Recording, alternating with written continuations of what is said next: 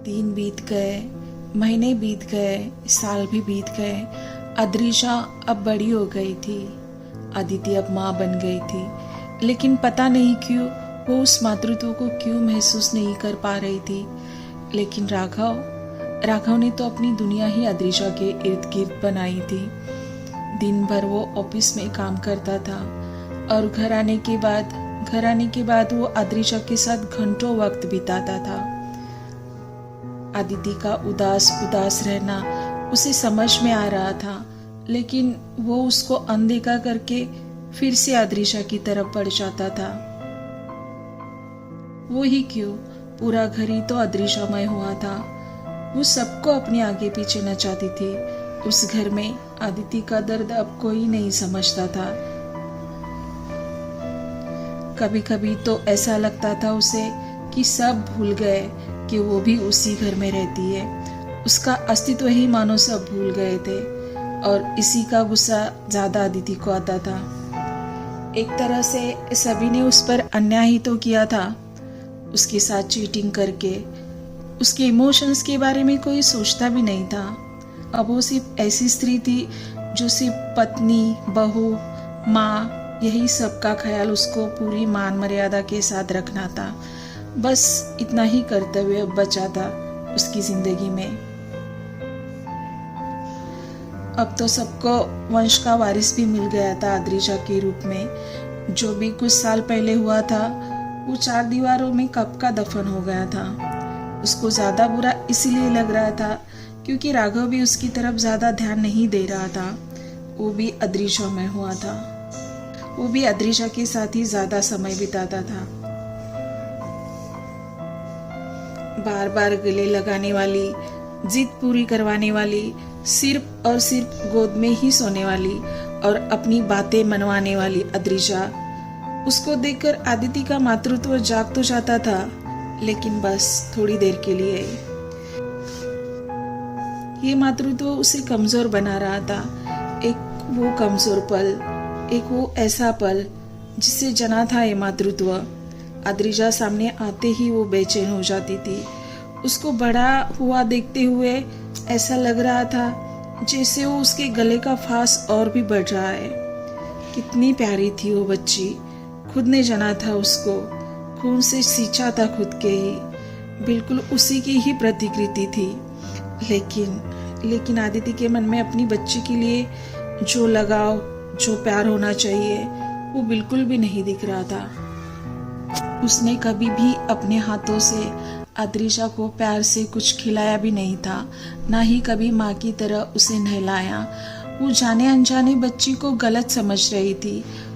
उसने कभी भी उसको प्यार से गले नहीं लगाया था, ना ही कभी उठाकर गोद में बिठाया। अद्रिजा के बाल इतने खूबसूरत और घुंघराले थे जो कि देखते ही सहलाने का मन हो। लेकिन ये सब अदिति कहाँ समझ पाती, क्योंकि वो मातृत्व महसूस ही नहीं कर पा रही थी। खैर, वो सब इस बारे में कभी सोचती भी नहीं थी। अद्रिजा की मम्मी इस शब्द ने अभी उसके अंतरात्मा को छुआ नहीं था, नहीं तो वो दिल से उसे अपनाती। अद्रिजा की गाल के उस काले तिल को वो अदिति के मन को गुमराह करने वाला काला दाग मानती थी, धोखे की निशानी मानती थी वो। इस सब के बावजूद अगर गलती से भी अद्रिजा उसके पास जाती तो उसे दूसरे ही पल अपने से दूर करती थी। और वही रीजन था कि अद्रिजा ज्यादा से ज्यादा राघव के करीब जाने लगी थी। माँ से ज्यादा पापा का वो प्यार भरा स्पर्श उसे ज्यादा कंफर्टेबल फील कराता था। इसलिए तो उन दोनों का बॉन्ड इतना स्ट्रांग बन चुका था। और अदिति का अद्रिजा की तरफ का ऐसा बर्ताव भी राघव को अद्रिजा की तरफ ज्यादा खिंचाव महसूस कराता था। राघव माँ और पापा दोनों का प्यार अद्रिजा को देता था, सब कुछ लुटाता था उस पे। और यही देखकर कहीं ना कहीं अदिति और अद्रिजा के बीच में दूरिया का कारण बन गई थी। अचानक से स्कूल की बेल की आवाज से अदिति होश में आती है। पता नहीं कितना टाइम हुआ था, उसे उस स्कूल के मैदान की बेंच पर बैठे हुए वो बस अपने पास्ट में ही खोई थी। 4 से 5 घंटे अपने उस पास्ट की यादों में बिताए थे। उसके मन में वो 4 साल का चलचित्र चल रहा था। कितना बड़ा था ना, ऑलमोस्ट 4 घंटे हो गए, फिर भी खत्म नहीं हो रहा, सहा नहीं जा रहा। कितने टाइम से भूलने की कोशिश कर रही हूँ, लेकिन भूल भी नहीं पा रही हूँ। वो कहाँ बैठी थी, उसका भी उसे होश नहीं था। यादों के घेरे में बैठी वो आज भी उन सब से उभर नहीं पा रही थी, या वो उभरना ही नहीं चाहती थी। 6-7 साल पुरानी उस यादों ने आज फिर से उसे घेर लिया था। स्कूल के बच्चों की किलकिलाहट से उसे होश आने पे मजबूर करती है और वो होश में आ जाती है। अरे, लगता है स्कूल छूट गया, पता ही नहीं चला वक्त का। वो झट से वहाँ से उठ जाती है और अद्रिजा की क्लास की तरफ बढ़ती है। तभी उसे सामने राघव अद्रिजा को उठाते हुए उसकी तरफ आते हुए दिखाई देता है। अद्रिजा राघव के कंधे पर मान रख के सो गई थी। अदिति को खुद पे ही शर्म आती है। वो स्कूल में ही बैठी थी, लेकिन टाइम पे जाकर अपनी ही बच्ची को पिक नहीं कर पाई थी। राघव के हाथ से स्कूल बैग और वाटर बॉटल लेते हुए वो उसे कहती है, सो गई लगता है। राघव उसकी तरफ ना देखते हुए कहता है, अद्रिजा को बुखार है। क्या बुखार? दीदी उसके माथे पे हाथ लगा कर देखती है। बुखार हाई टेम्परेचर था। अद्रिजा, इसके पहले इतना तेज बुखार कभी नहीं आया था, और आज ऐसा क्या हुआ होगा? राघव ड्राइविंग सीट पे बैठते हुए आदिति से कहता है। आदिति अद्रिजा को अपनी गोद में लेकर वो दोनों भी क्लिनिक पहुंचते हैं। डॉक्टर चेक करके बताती है, कुछ टेंशन लेने की ज़रूरत नहीं है। वातावरण में बदलाव की वजह से बच्चे बीमार हो रहे हैं। कुछ दिन घर पे रखकर आप उसका ध्यान रखिए, स्कूल ना भेजा जाए। और वो दोनों भी अद्रिजा को लेकर घर लौटते हैं।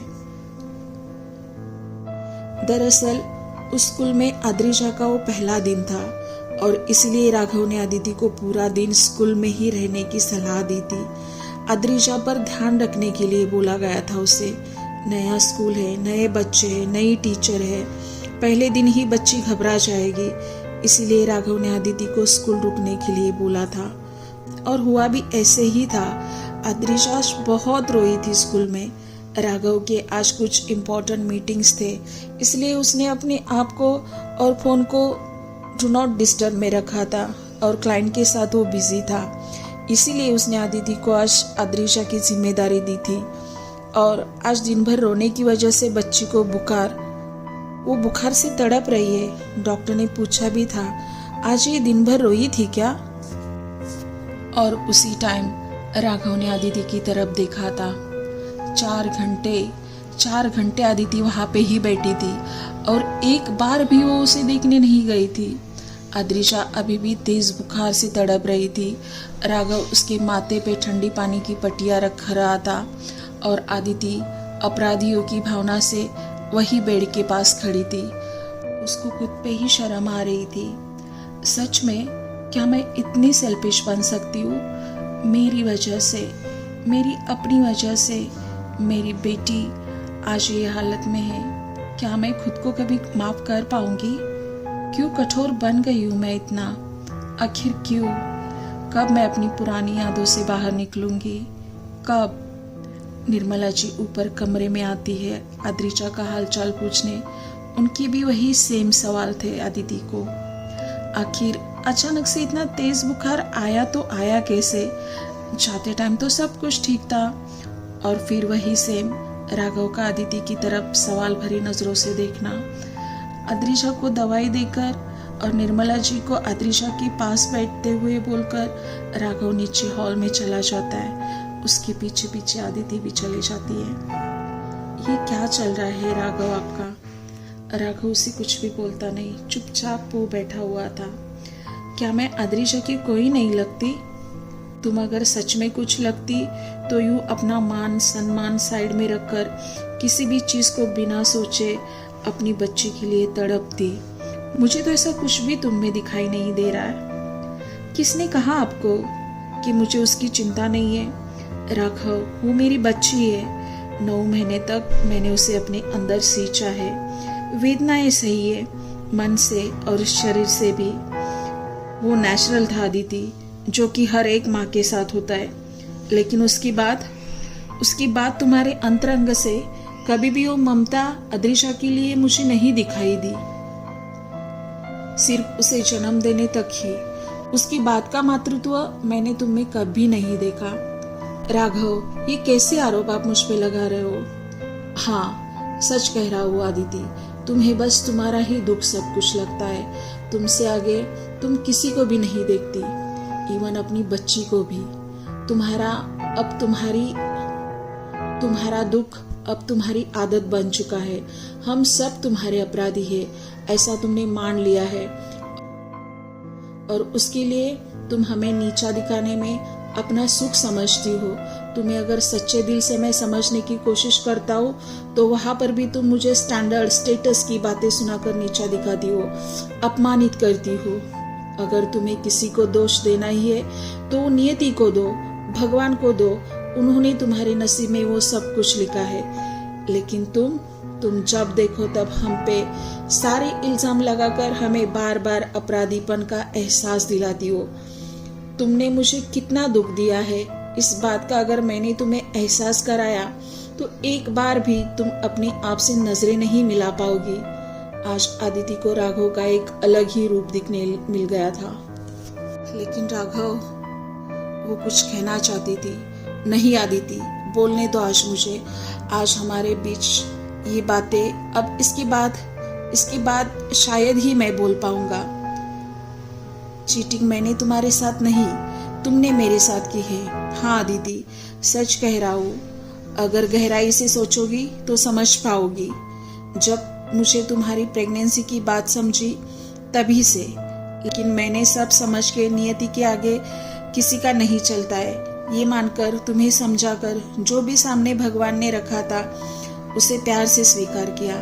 अद्रिशा के आने के बाद मुझे नई जिंदगी मिली, जिंदगी जीने का कारण मिला, ताकत मिली। उसे देखकर ऐसे लगता था कि सारे सुख एक तरफ और अद्रिशा एक तरफ। लेकिन तुम ये कभी नहीं समझ पाओगी। अगर तुमने अपने आप के आगे किसी को रखा तो समझ पाओगी ना। राघव का गुस्सा आज 7वें आसमान पे था। तुम्हें बच्चा चाहिए भी नहीं था और तुमने वैसे उसे अनजान देने की कोशिश भी की थी। उसे जन्म देना तुम्हें पाप लग रहा था, है ना? तो अभी दुखी होने का नाटक क्यों? अच्छा ही है ना ये सब तुम्हारे लिए। ईश्वर तुम्हें इससे छुटकारा जो दे रहे हैं, तुम्हें तो खुश होना चाहिए। राघव प्लीज, मैं आपके आगे हाथ जोड़ती हूँ, इतना टूट के मत बोलिए मुझे। मैं इतनी भी बुरी नहीं हूँ। मेरी उस वक्त की मानसिकता मुझे वो डिसीजन लेने पे मजबूर कर रही थी।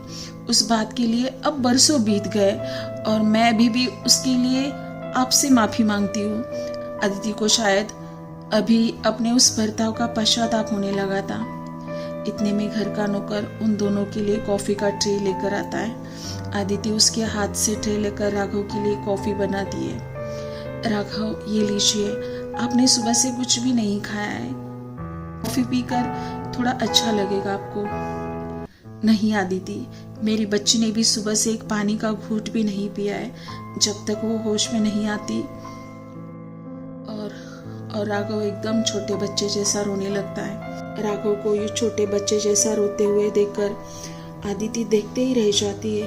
पिछले कुछ सालों में उसने अपनी जिंदगी में और उस घर में काफी उतार चढ़ाव देखे थे, लेकिन आज राघव को ऐसे टूट कर रोता हुआ देखकर उसने कभी राघव को ऐसे रोते हुए नहीं देखा था। उल्टा वो हमेशा अदिति को धीरज से काम करने बोलता था। वो राघव के पास जाती है। आज उसने सच में जाने अनजाने में ही सही राघव को हर्ट किया था।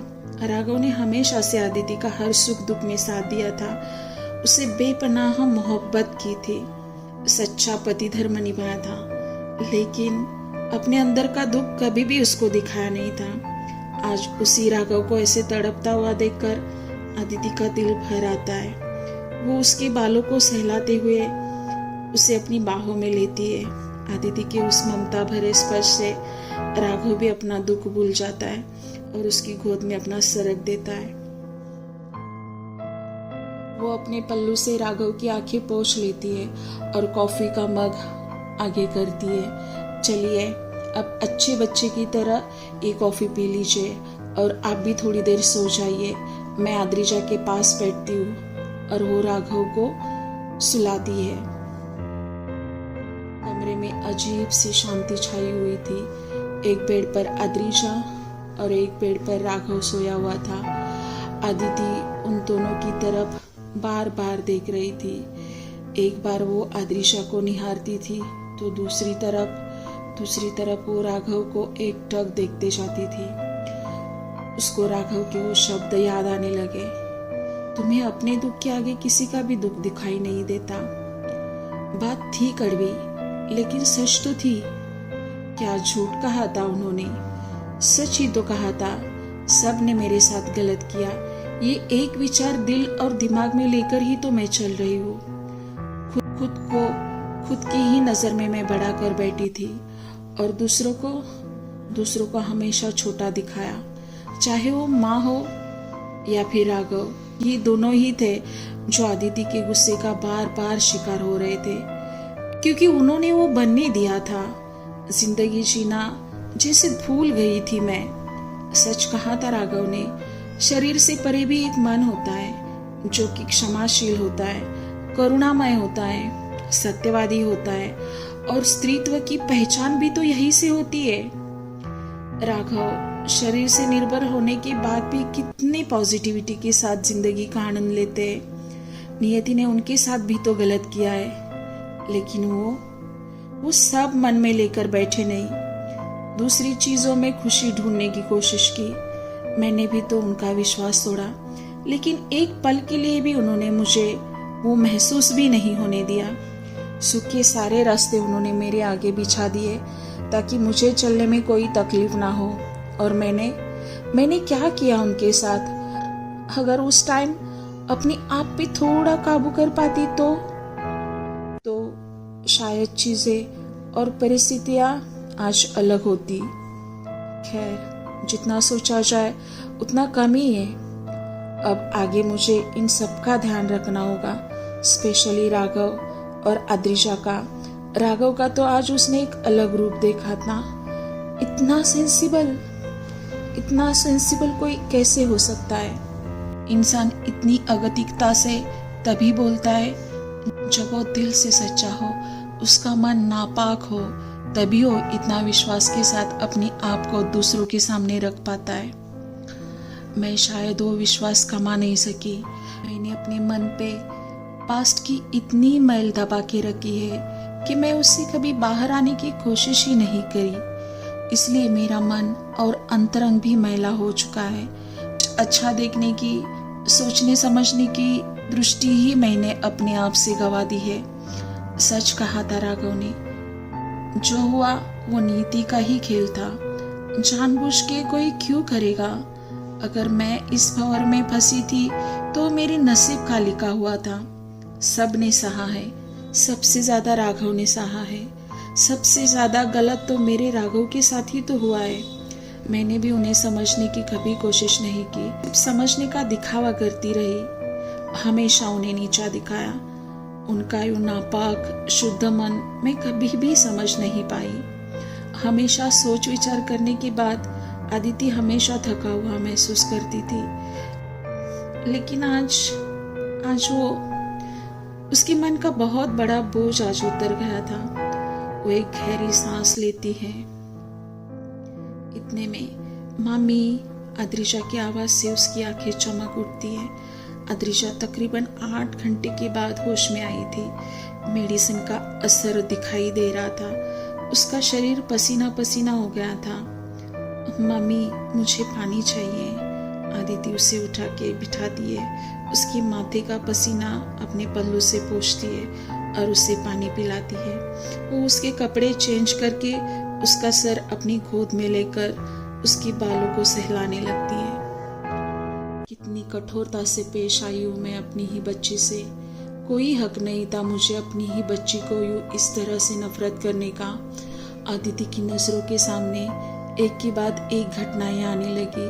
जब जब वो अद्रिजा के साथ गलत तरीके से पेश आई थी, चाहे वो बर्थडे का केक हो या फिर गार्डन में साथ चलने की जिद, स्कूल में पेरेंट्स मीटिंग की बात हो या माँ के हाथों खाना खाने की जिद, आदिति ने कभी भी उसके लिए दिल से कोई चीज नहीं की थी, हमेशा उसको इग्नोर करती थी।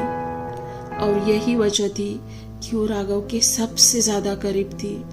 इतने दिन साल में अपने में ही और अपने दुख में ही मैं मशगूल थी। मैं माँ हूँ उसकी।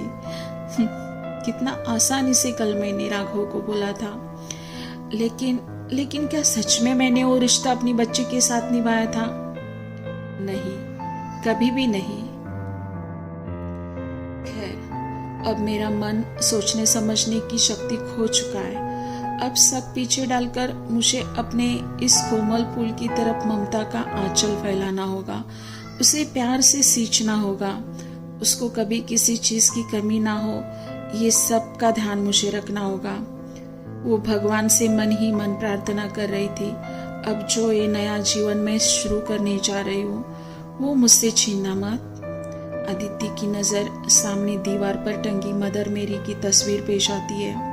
वो उस तस्वीर को बारीकी से देख रही थी। उसकी गोद में सोया यीशु पर ही नहीं बल्कि सारी दुनिया पर मदर मेरी ने अपना प्यार लुटाया था। इसीलिए तो उन्हें इस यूनिवर्स की सबसे कीमती उपाधि मिली थी, मदर मेरी। गौशाला में मिले उस बच्चे को अपार प्यार दिया था उन्होंने। वात्सल्य की मूर्ति का उदाहरण इस दुनिया को दिया था, अपनी ममता से सींचा था उन्होंने यीशु को। अद्रिजा अब नींद से अच्छे से जग गई थी। अब उसे पहले से बेहतर लग रहा था। अदिति उसे उठाकर अपने गले लगा दिए और उसकी पीठ पर से अपना हाथ घुमा दिए। यहाँ अद्रिजा भी उसे कस के गले लगा दिए। आज सच मायने में माँ बेटी ममतामय हो गए थे। आज उस घटना को 6 महीने बीत गए थे और आखिरकार भगवान ने आदिति और राघव के साथ न्याय किया था। आदिति की गोद से एक नन्हा मेहमान फिर से दस्तक देने वाला था। वो राघव के बच्चे की माँ बनने जा रही थी। सबरवाल मेंशन में दिवाली का माहौल छा गया था। दान धर्म बढ़ गया था। साधु संत के घर के चक्कर बढ़ गए थे। पूजा पाठ हो रहे थे। निर्मला जी तो खुशी से फूले नहीं समा रही थी। उनकी आंचल खुशी से कम पड़ रहा था। पहले से ज्यादा अब की आदिति की प्रेगनेंसी से खुश थी, क्योंकि सच क्या है वो ही अच्छे से जानती थी। उनका इतने सालों का इंतजार खत्म हो गया था। राघव पापा बनने जा रहा था। वो ठीक हो गया था, फिजिकली और मेंटली भी। सबरवाल्स की अगली पीढ़ी राघव के बच्चे के रूप में आने वाली थी। भगवान ने उसको अपना स्पेशल आशीर्वाद भेजा था। अद्रिजा को अपना छोटा भाई यहाँ बहन मिलने वाली थी। आदिति, राघव और अद्रिजा की फैमिली अब कंप्लीट होने जा रही थी। दीवार पर की वो मदर मेरी और यीशु की तस्वीर में आदिति की आंखों में नई चमक आ गई थी। उसकी गोद में बैठा वो यीशु बाबा प्यार से हंस रहा था और मरियम मेरी माँ भी उन तीनों पर प्रेम बरसा रही थी। आज सबरवाल मेंशन सूरज की सुनहरी किरणों से नहा चुका था, मानो वहाँ प्यार का सुंदर तालाब फैला हुआ हो और उसमें आदिति, अद्रिजा और राघव अपनी नई दुनिया के साथ खुशी से तैर रहे हो।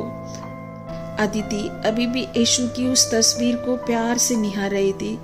उसे आभास हो गया था कि विश्वास से सब कुछ जीता जा सकता है। भगवान ने उसे उसके सारे सवालों के जवाब दे दिए थे।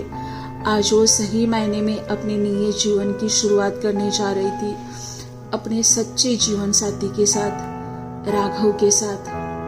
आज उसकी जिंदगी सही मायने में कृतार्थ बन गई थी और वो बार बार मरियम और यीशु बाबा की तस्वीर के सामने अपना सर झुका रही थी, भगवान के प्रति कृतज्ञता व्यक्त कर रही थी। तो दोस्तों, आदिति और राघव की ये कहानी आपको कैसे लगी? मुझे तो ये कहानी बहुत इम्प्रेस करती है। आपको ये कहानी कैसे लगी आप मुझे ज़रूर कमेंट सेक्शन में बताइए। अब मैं आपसे मिलूंगी ऐसी एक नई कहानी के साथ अगले एपिसोड में। तब तक आप अपना बहुत सारा ध्यान रखिए और आप सबका बहुत बहुत धन्यवाद।